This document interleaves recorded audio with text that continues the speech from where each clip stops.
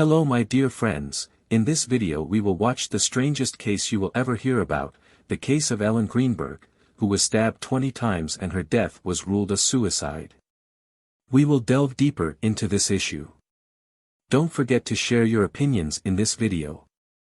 The death of Ellen Greenberg sparked suspicion and controversy after she was found dead in her Philadelphia apartment on January 26, 2011, where she was found stabbed 20 times. Despite this, investigators determined that the 27-year-old teacher had died by suicide. Was her death a suicide? In the years since, Greenberg's family has fought to change the cause of her death. Not only was Greenberg stabbed 20 times in the chest, back and neck, but some of her wounds had no trace of blood, indicating they were inflicted after her heart had stopped beating. Even stranger, Greenberg seemed as she always did to those who knew her, and her family does not believe she spent her final hours acting like someone who planned to end her own life. So, what exactly happened to Ellen Greenberg that January day? Goldberg headed to the gym around 4:45 p.m. that day, but was shocked to find the door to their apartment locked and secured from the inside upon his return. Upset that the door was locked, Goldberg tried to contact Greenberg. As his anger escalated, he sent her 9 text messages such as, "Hello, open the door," and, "You must have an excuse." Because building security refused to open the door for him, CBS News reported, Goldberg forced the door open. When he entered the apartment, he immediately saw Greenberg's lifeless body leaning against a cupboard in the kitchen and there was a 25 centimeters long knife stuck in her chest. She had been stabbed 20 times. Goldberg called the police, but it was too late. Ellen Greenberg has died. But the investigation into the cause of her death was in its infancy. What happened to Ellen Greenberg? Questions have been asked about Ellen Greenberg's death from the beginning. Investigators initially treated her death as a suicide, then as a homicide, before finally settling on the hypothesis of suicide again. "I was in great shock," her mother, Sandra, told a Philadelphia newspaper about determining her death as a suicide. According to a People magazine report, all indications are that Greenberg was alone when she died. Investigators only found her DNA on the knife and on her clothing. There were no defensive wounds on her body. Nothing was missing from the apartment, and the building's security cameras showed nothing suspicious. What's more, the 6th-floor apartment was locked from the inside. It had a balcony, but there were no footprints in the layer of snow. Investigators also discovered that Greenberg had been seeing a psychiatrist out of anxiety about her career path. She had been prescribed Klonopin and Ambien, which can cause suicidal thoughts.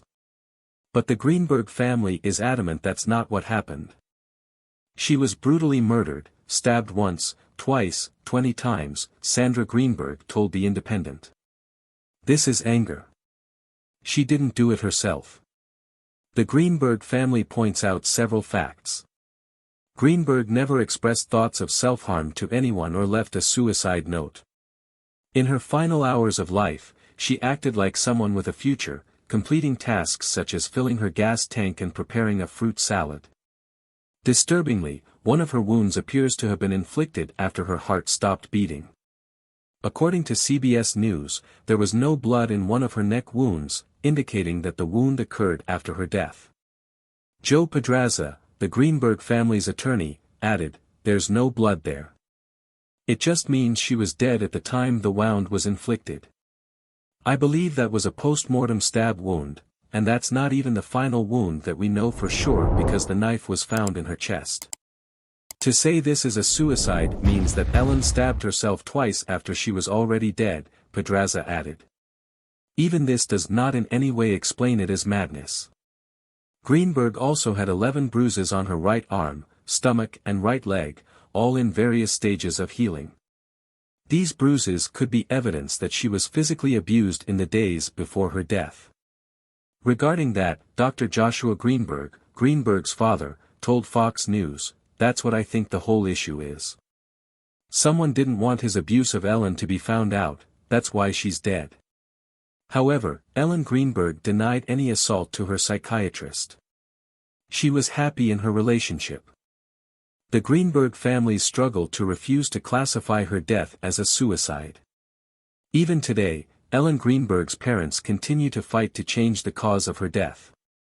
They believe police watered down the investigation by cleaning up the crime scene too quickly, and that investigators ignored clues like the lack of blood in Greenberg's stab wounds.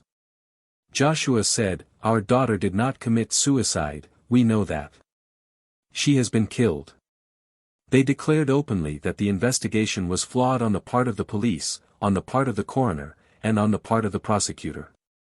Her family wants their daughter's manner of death changed from suicide to homicide or undetermined.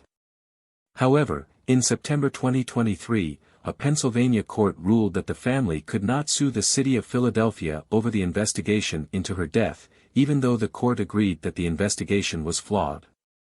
The Greenberg family continues their quest for justice as they continue to search for answers to unresolved questions related to their daughter's case. According to a CBS News report, they have filed suit to obtain surveillance video from Greenberg and Goldberg's apartment, and are suing the coroner on the grounds that they suppressed a murder.